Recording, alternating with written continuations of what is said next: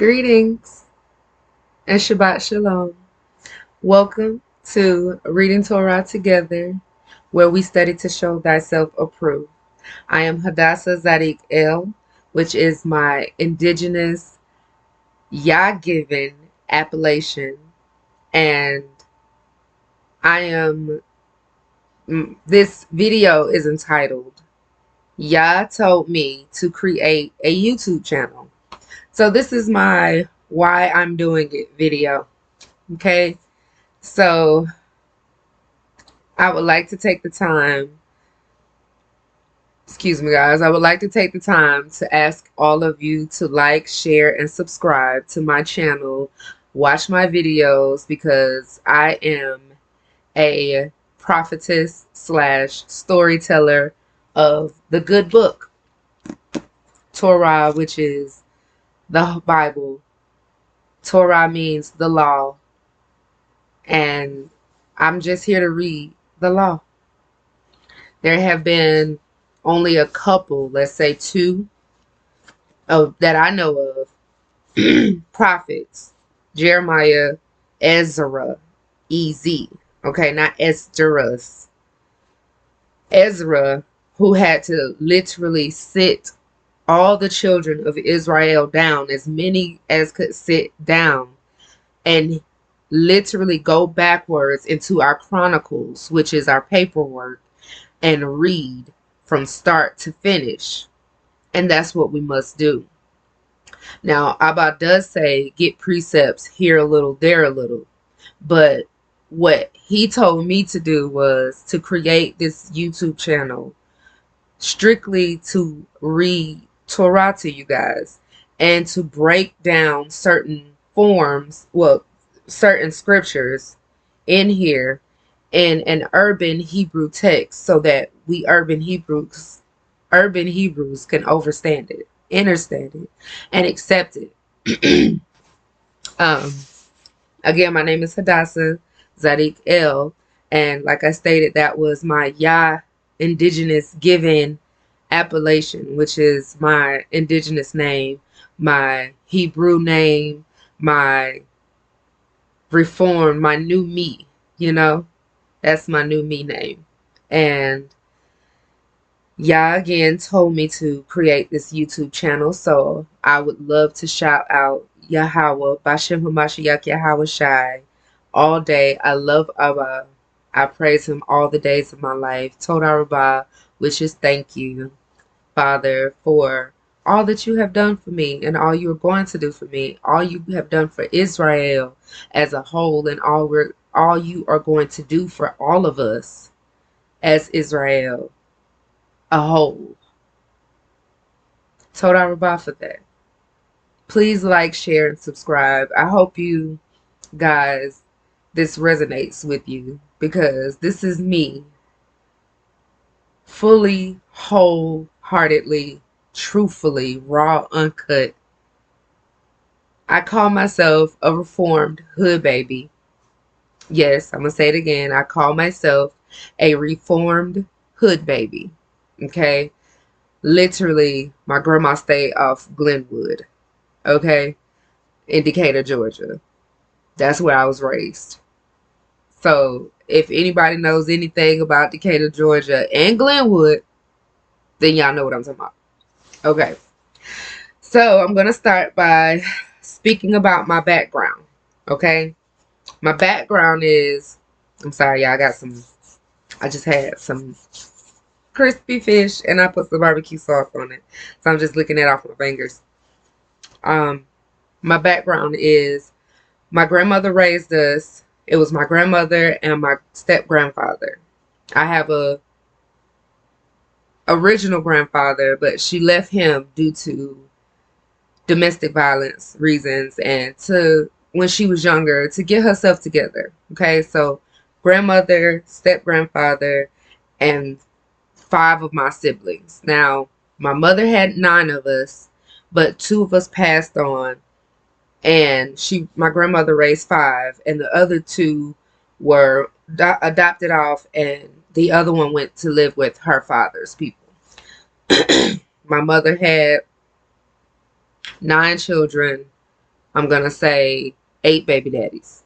And the last 2 babies that passed on, they were twins. So they one daddy.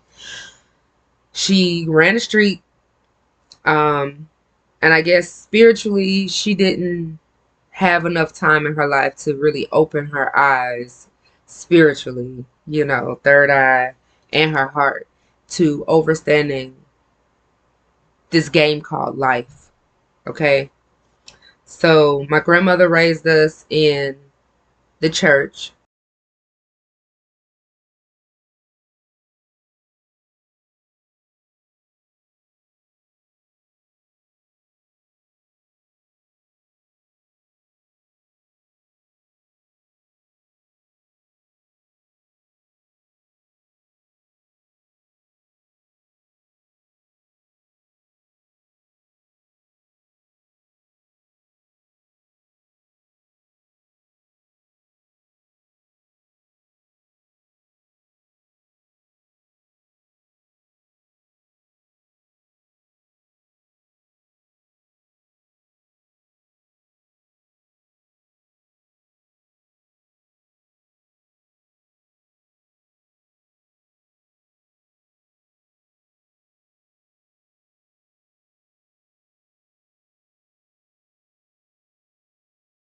This book is about being Hebrew and how we had to fight those that were opposite of us. Okay? But we learned it the Christianity way. That was not the right, it's not the right way to learn it. The right way to learn it is being Hebrew, Israelite. That's how this book is formed. Okay? YAH literally has Psalm 119, which is the longest psalm in the Bible. And it's because it's the alphabet in it, like the alphabet, the Hebrew alphabet, which is called the Aleph Bet in it. Like, that blew my mind when I learned it. But anyway, I'm gonna go backwards to my beginning. My grandmother raised us Christian, and the order in her household was out of order. My grandmother was the head, and my grandfather was the next in line. So if we needed anything, or if anything was to jump off, nothing made a move without my grandmother knowing first. Okay, my grandfather didn't even make choices and decisions about anything without my grandmother's knowledge, or her knowing, or her approving or not approving it. Okay, nothing moved in her house without her knowing. And that was out of order. I had to get into my 30s and realize that my order was out of order. But one thing I can say is that my grandmother always, always kept God at the center of our lives. Okay? We may not have agreed with everything that she did to us or how things went down, but I can attest to the fact that my grandmother always kept God in my life, at the root of my life. Okay? The root, the base of my life. Okay, my mother's background, and y'all see me looking down, I'm looking at my notes, trying to just keep it on topic. My mother's background it was my mother and my aunt that my grandmother had. So my grandmother is my mother's mom, and she raised us. And like I stated, my grandmother dealt with domestic abuse from her first husband, Otis Howell. That's where we get our last name from. Shout out to my grandfather, rest his soul, Abba, rest his soul, because he was a horrible man to her for a little while, like for a lot. Okay, he used to, like I said, domestic violence, beat on her. She had a stillborn child outside of my mom and my aunt because he beat her so hard that baby died. And I guess that was her turning point in her life, where she left him, left her daughters with her mom, which is my great grandmother, who was a lady of the night.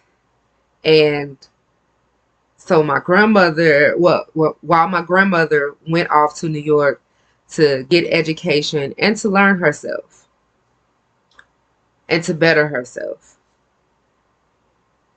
my her first marriage was arranged by her father. And so she really didn't have a voice or a say so for a long time. So once she broke away, went to New York, she learned herself. Meanwhile, my mother and my aunt was being raised by her mother, and crazy things happened to them while they were younger, and which made them end up being the way they are. My aunt is, I'm gonna say she's in her 50s now. 50s. She's in her late 50s now. My grandmother's in like her 70s now or something. They're still alive. My mother is deceased though, because her life just went, I guess, much harder than my aunt's life. So my aunt, she doesn't drive, but she lives with my grandmother. It's just a whole story about that. My mother ran the streets. Um, she had most of us in the 80s, so I'm an 80s baby. Y'all know what that is. Crack epidemic. I am one. And so she loved being pregnant, but she just, once she had those children, that was it, and ran the street again.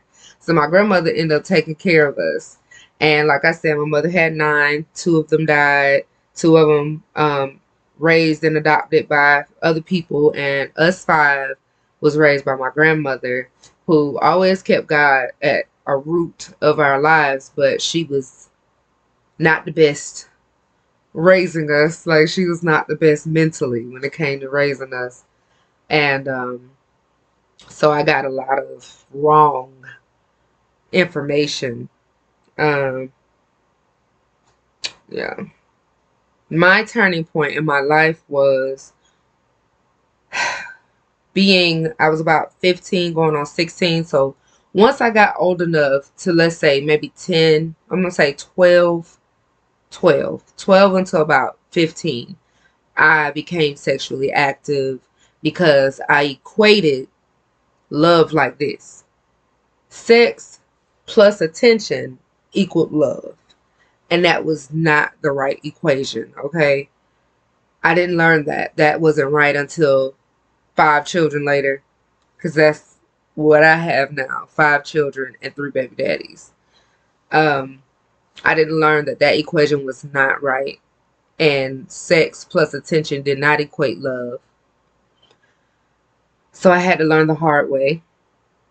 The turning point in my life was when I got pregnant with my daughter. I was 15 going on 16. And I had to realize that I was no longer a child searching for her mother. I am now a mother with a child.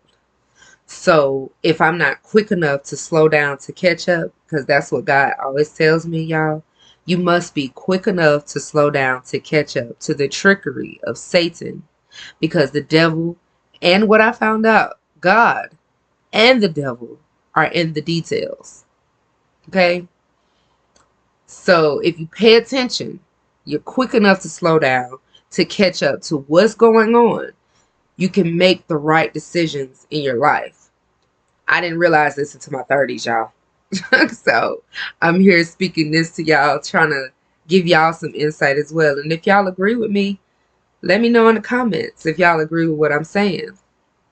And so I was no longer a child looking for her mother. I'm now a mother with a child. So if I'm not quick enough to slow down to catch up, I can make my daughter feel the same way that my mother made me feel all these years. Okay? Um,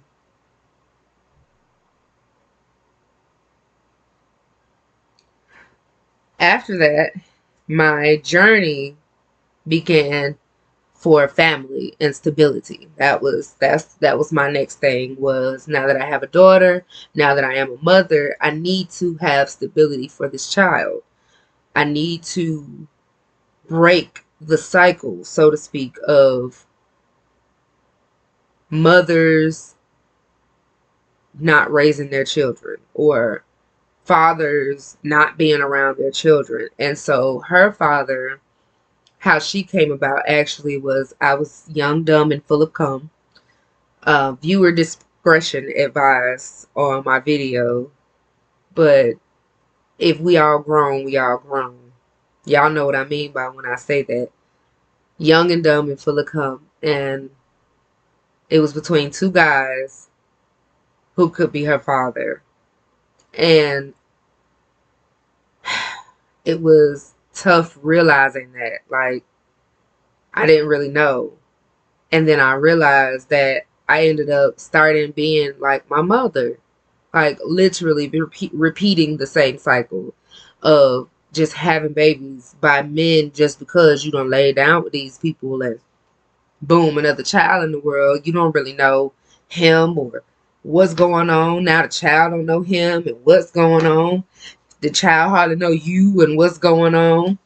You just stuck in your own mental trauma, and having children. So I had to really check myself about that and um, calm down when it came to relationships. So put up a guard, so to speak, like put on a chastity belt, so to speak, like, you can't get past this. You know what I'm saying? So unless you're worthy.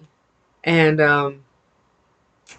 even in that, at 5 children, 3 baby daddies later, none of them were worthy.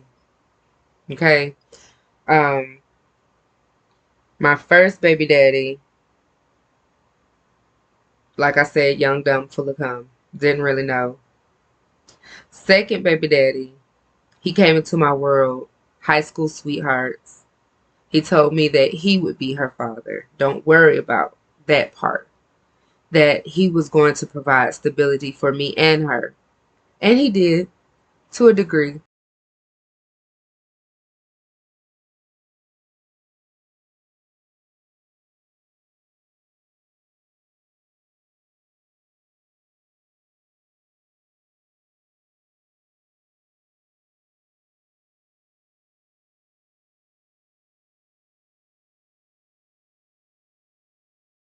I just did not see life past him. Like, there ain't no way. I'm comfortable where I'm at. We good. We straight. And then my other 3 came after. And I'm coming to realize that my 3 came after my first one because 10 years, within them 10 years, breaking up to make up. And they were the results of making up from breaking up. You get what I mean? So, boom, look up 4 children later. I was with this man as he was flipping burgers at Burger King. I was a homemaker. I stayed at home. I watched the children. I taught the children. I cleaned the house. I handled the household situations. He went to work, so he handled the bills. I didn't like how he did that. He was not functional as a man at that moment, at that time frame. So we struggled. We argued a lot. And I looked up and I helped him get through school. He went to HVAC school. Once he got his HVAC certificate, he was no longer happy. He decided to break the family up. He decided to leave me. He decided to not only leave me, but leave the children and not pay any of the bills. So I was devastated, y'all. Like, that was another turning point in my life. I didn't know who I was. I literally had to figure that out. I had to put my big girl boots on, strap my big girl, boots up, and go out here for the first time and find employment. I had no idea what I wanted to do, who I was in the first place, or what okay, I was my the song that kind of helped me at that time was Jill Scott's song, God, Please Hear My Call. If y'all know that song, y'all understand.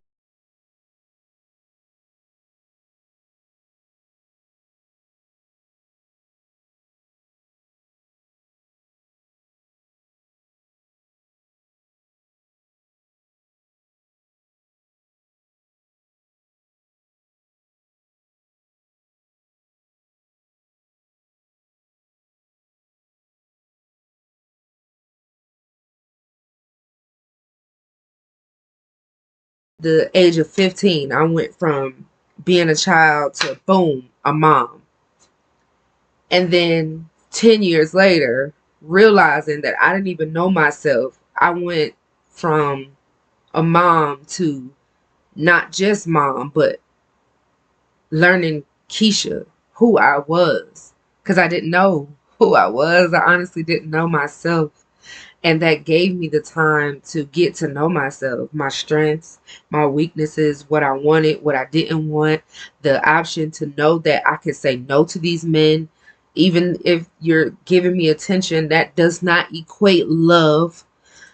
Um, I mean, it was just, that was a whole turning point in my life. I became a big girl, so to speak, at that time. And I can remember my first job was J.C. Penney warehouse in Clayton County because I lived there at the moment. And I was happy that I was working. I had my first place by myself in my name. I was working, had my own place and a car, and my children were with me. So once I realized that, I looked up and realized, okay, like, you okay, Keisha? You ain't die? You all right? You can make it? I just, it was empowering after, yeah, like, wipe the slate clean, so to speak. I filled myself up with learning me, and I was proud of that.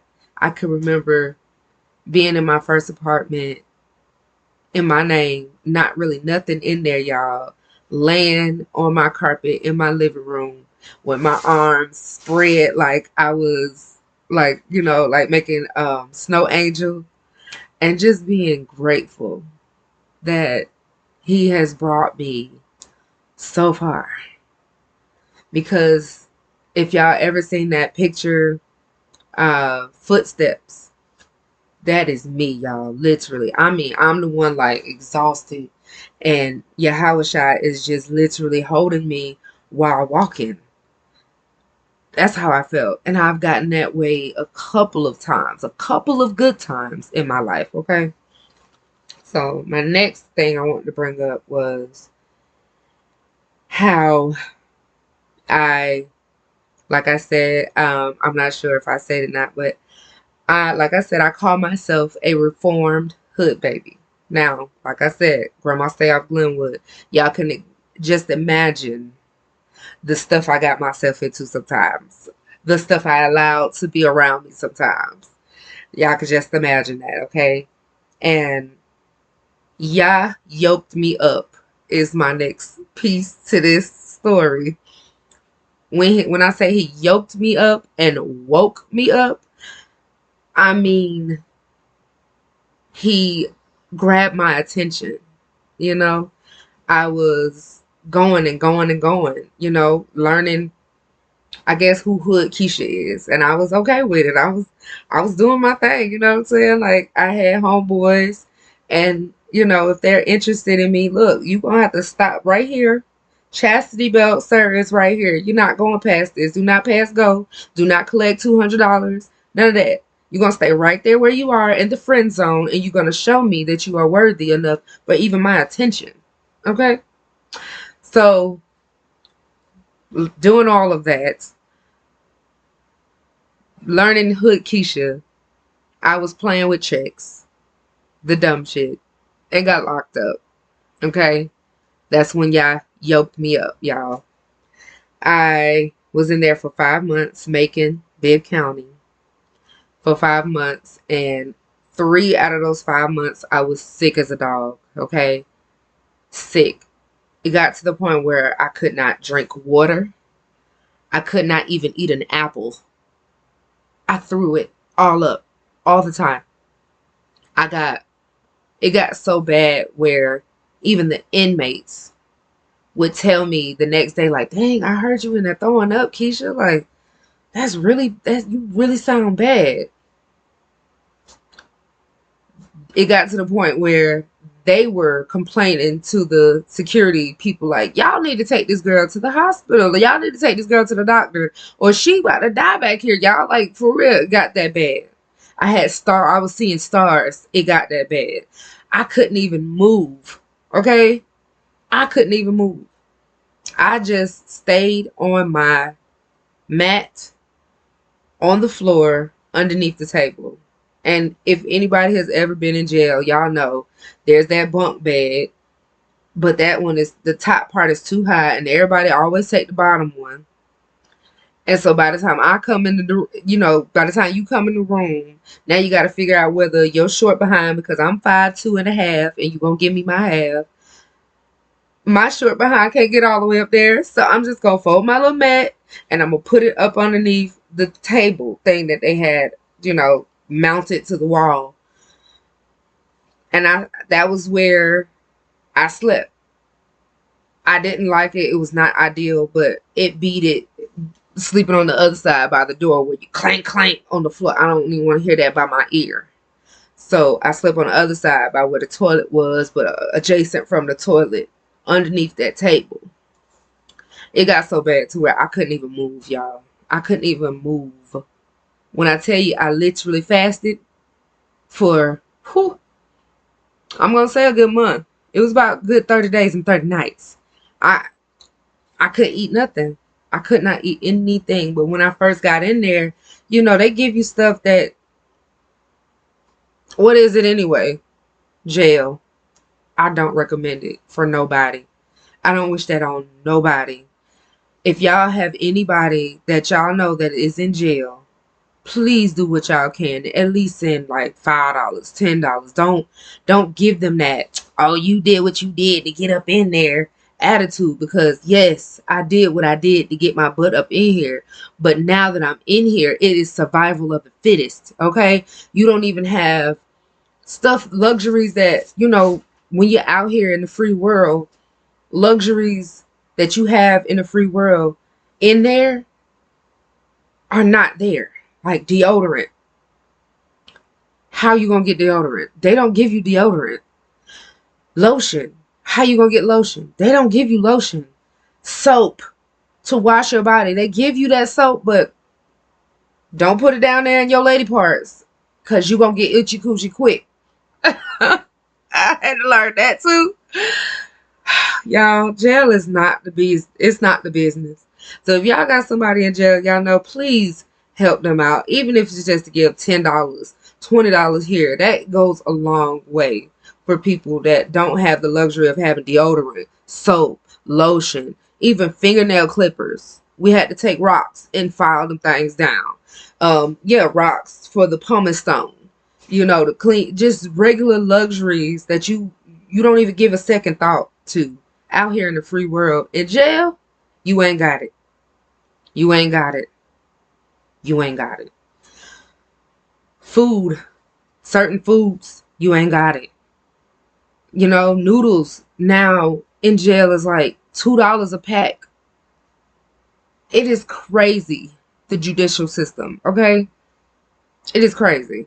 And privatized. We're going to talk about that on another video. And that's just absolutely wrong, because somebody need to regulate this stuff that these people are doing to these people inside of jail. It's inhumane.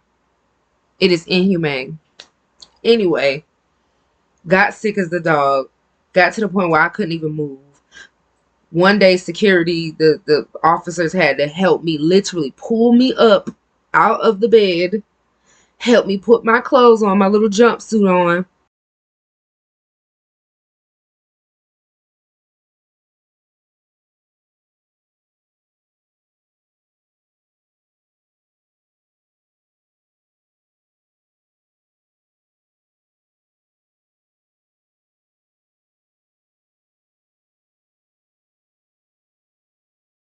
I had no energy, y'all. Like, the last little bit of energy that I had was spent up here in my brain. Like, when I tell you, my whole essence just went into my brain, into my head. And I didn't even care about being hungry anymore. Like, I couldn't keep nothing down. It was crazy. So 3 out of those 3 months, I was sick as a dog. I had to calmly talk to that rude doctor to get him to understand that I am sick and I need to go to the hospital. Long story short on that, go to the hospital. I have gastritis. They give me some medicine. I felt much better. And then they put me on a dietary diet, like a strict diet, when I got out. And well, not out of there, but out of the hospital, going back to jail. Because like I said, 5 months. So the last 2 months of me being in jail was a lot better. Why? Because I was able to eat, and then I was able to eat halal foods. I'm gonna say turkey versus salami. Um, I had, chicken, and I didn't have no pork, none of that stuff, and I was grateful by that time. But also in that time, my best friend met me, and I met him. Okay, I'm calling him my best friend, and if y'all ever seen well, being 80s babies, if y'all know what I'm talking about, just let me know in the comments. The Page Master, that book, that movie about, it's like a cartoon movie, and it had Macaulay Culkin in it and Whoopi Goldberg and some other people, but the books were like fairies. This is how I see this book. Okay, y'all, this is my best friend, this is my confidant, this is my everything. Okay, I had the chance to read him in while I was locked up, and from Genesis to Revelation, and God gave me so much information downloaded into my database, because we are computers.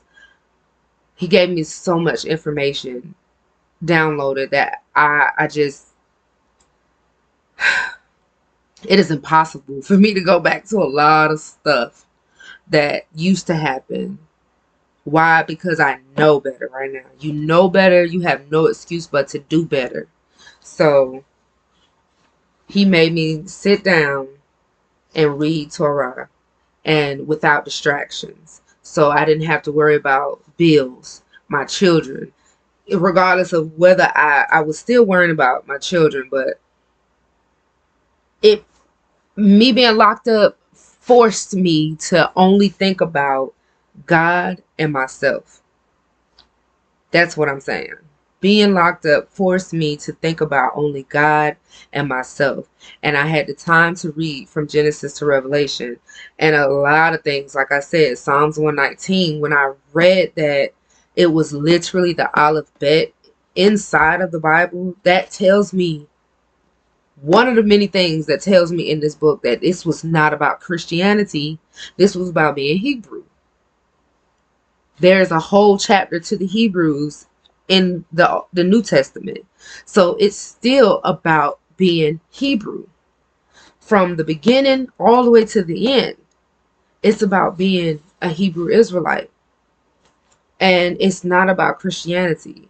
But that is the magic of this book, that people have been able to take this book and speak words from this book, and it be misinterpreted in a way where it changed the whole diaspora of this book.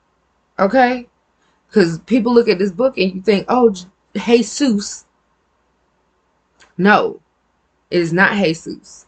It is Yahushua, Hamashiach. You look at this book and you say, oh, God.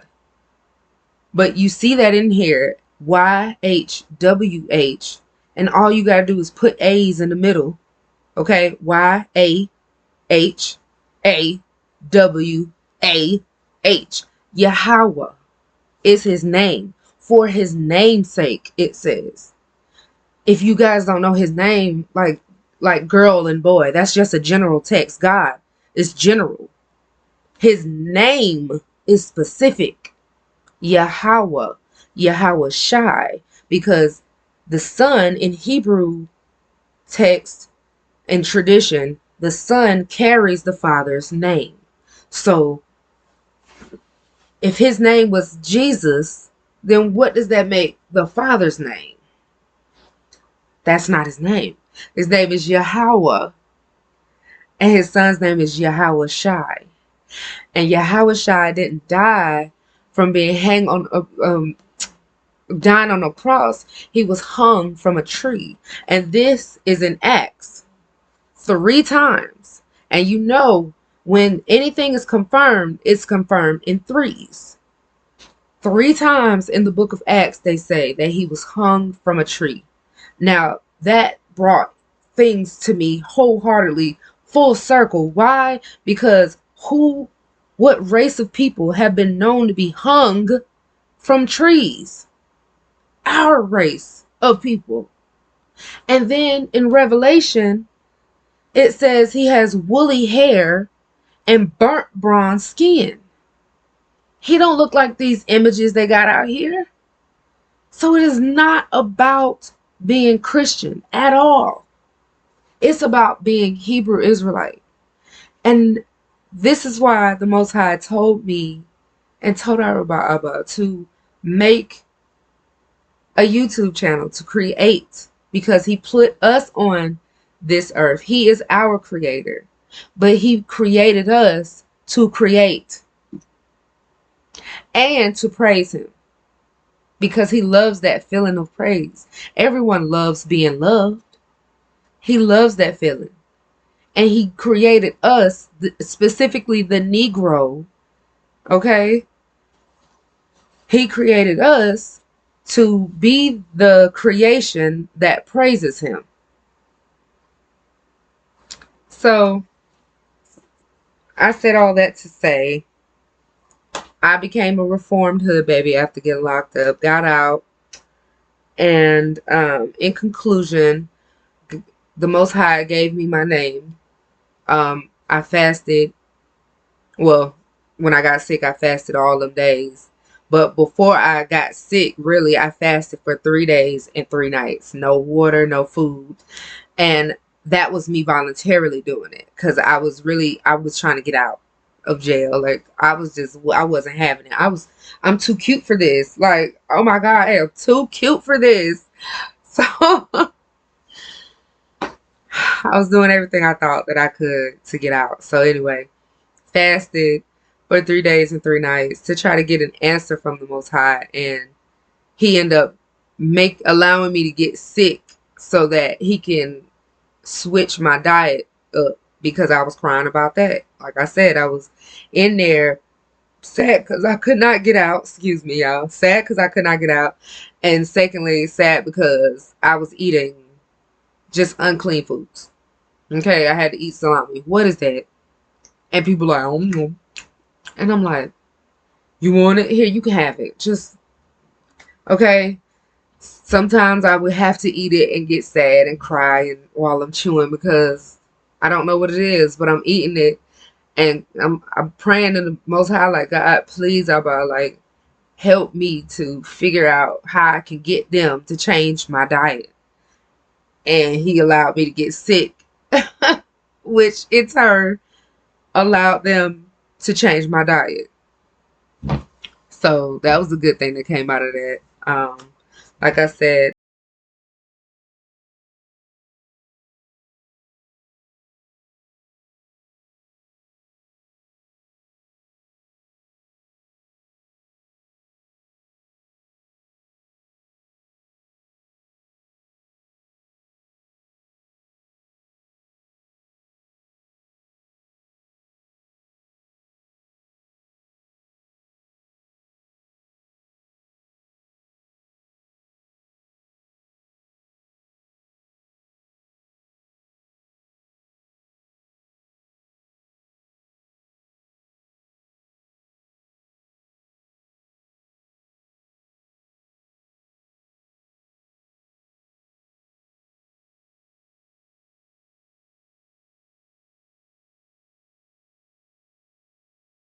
She clearly let me borrow it. He didn't say no more. That was it.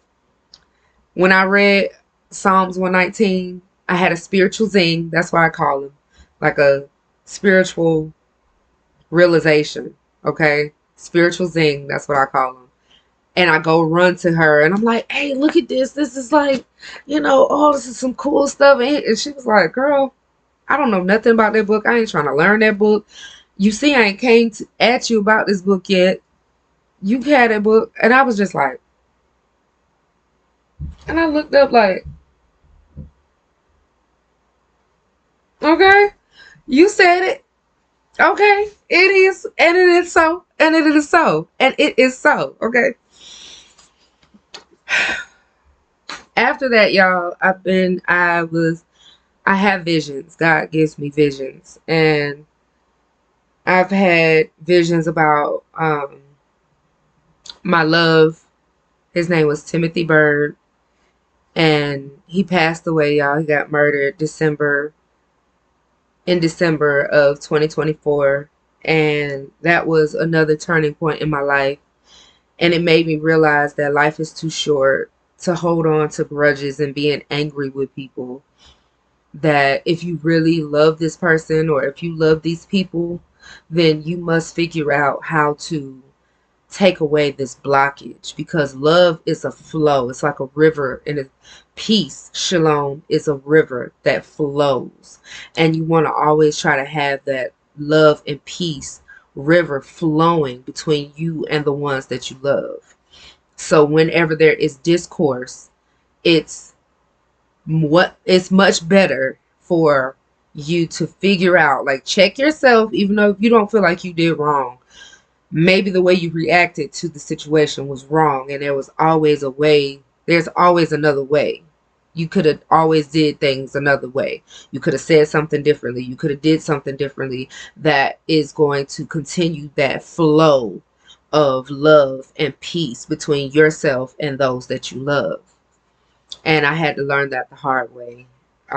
Right before he got murdered, y'all, we broke up, and 2.5 weeks later, he got murdered. Because of an argument, it was a stupid argument, y'all.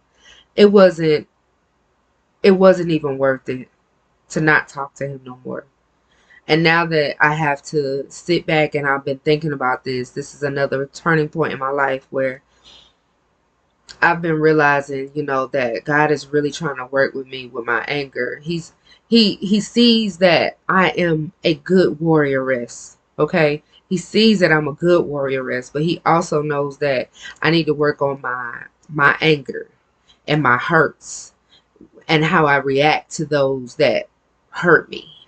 So that's what has been my main goal so far, as to why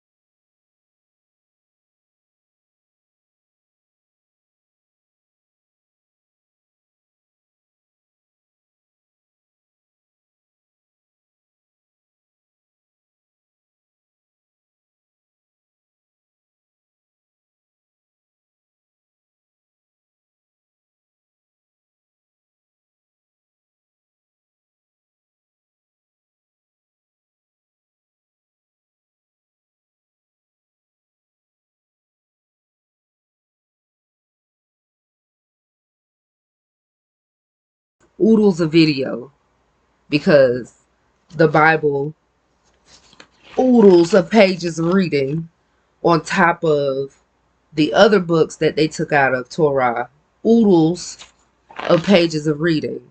So what, like, I have a lot to say when it comes to YAH, Abba YAH. And I had a vision um one time where he showed me I was standing up on this stage type of thing, and I had a mic in front of me, and I had no idea what I was going to be saying or should say. And I'm like, why am I even up here on this stage? And I'm looking out, and I'm seeing people walking to the left and to the right and just, having their own time, like just not really paying attention to me. And I know I'm supposed to be saying something. So I go to try to speak, and dry tissue forms in my throat, like paper towel tissue, y'all.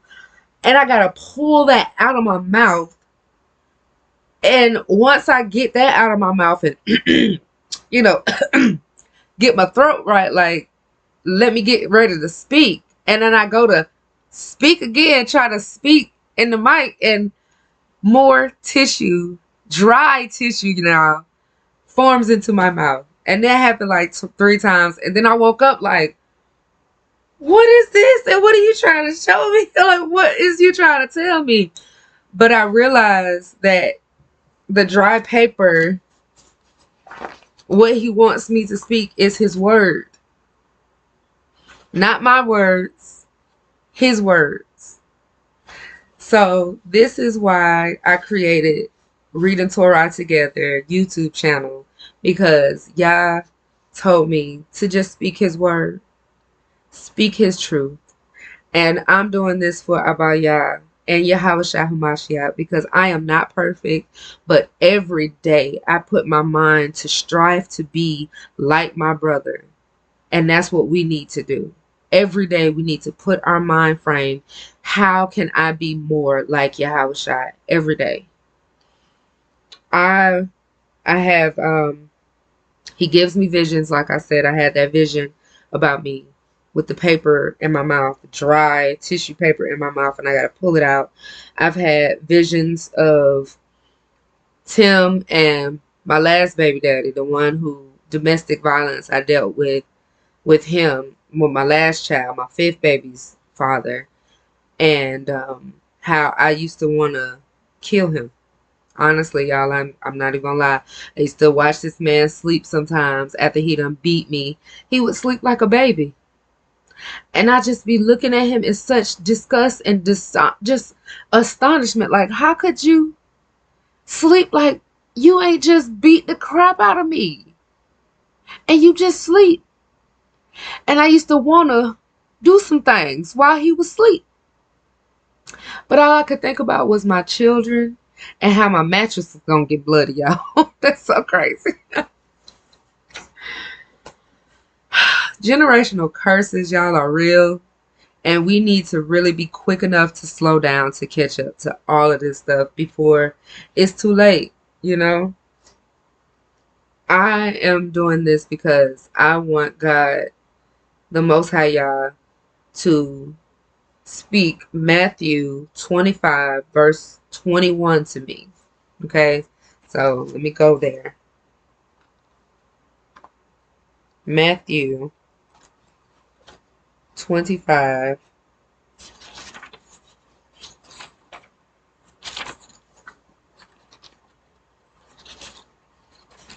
I'm sorry, y'all. Let's see. Okay, yeah. And honey, look, when I tell you my baby is broken, but I keep every page, you hear me? I don't play with this book. This is my favorite. This is my best friend. But I ain't gonna say nothing else, but this is my best friend. Okay, so this is what I want y'all to tell me when I'm an old woman. It's time for him to call me on to glory. This is what I want him to tell me.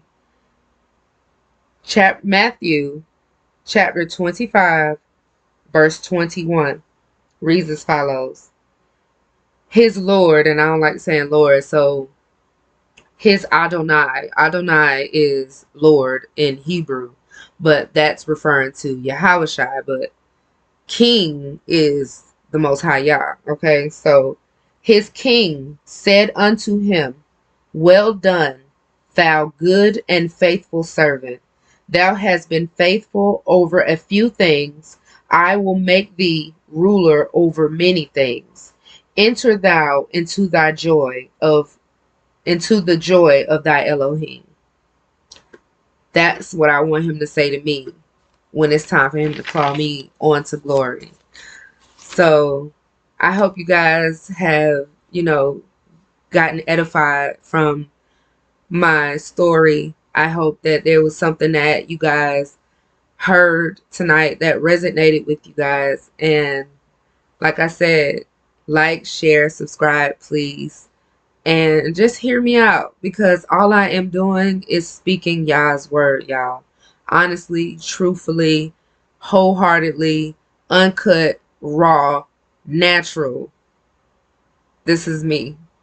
And this is Yah working on me.